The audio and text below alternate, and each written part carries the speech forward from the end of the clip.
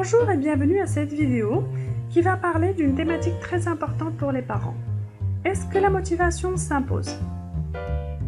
C'est très important de se poser cette question parce que vu les heures passées avec l'enfant à faire les devoirs, vu toutes les disputes qui ont lieu, on a tendance des fois à penser « Ok d'accord, on va lui imposer la motivation, c'est comme ça et pas autrement ». Alors, c'est très important déjà de faire le distinguo entre l'enfant paresseux et l'enfant pas motivé. Déjà, l'enfant n'est pas paresseux.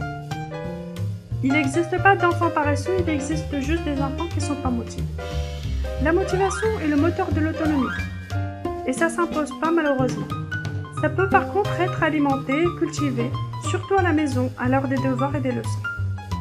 Pour cela, comment vous pouvez faire pour cultiver cette motivation? Déjà en expliquant le sens du travail scolaire à l'enfant. Lui expliquer aussi ses responsabilités. Quand l'enfant ne veut pas faire ses devoirs ou quand ça traîne 2 heures alors que ça devrait prendre que 30 minutes, c'est qu'il n'en comprend pas le sens.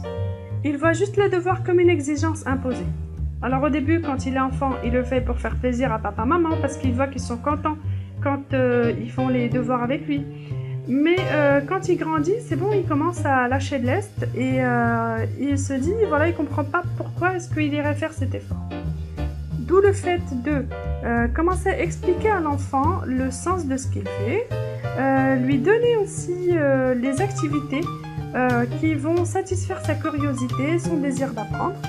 Il doit constater aussi que les devoirs qu'il est en train de faire là maintenant l'aident à avoir des progrès immédiats.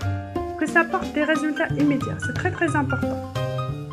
Il doit aussi se sentir valorisé par les activités qu'il fait. De cette façon, s'il obtient des résultats immédiats, il va s'intéresser à ce qu'il fait.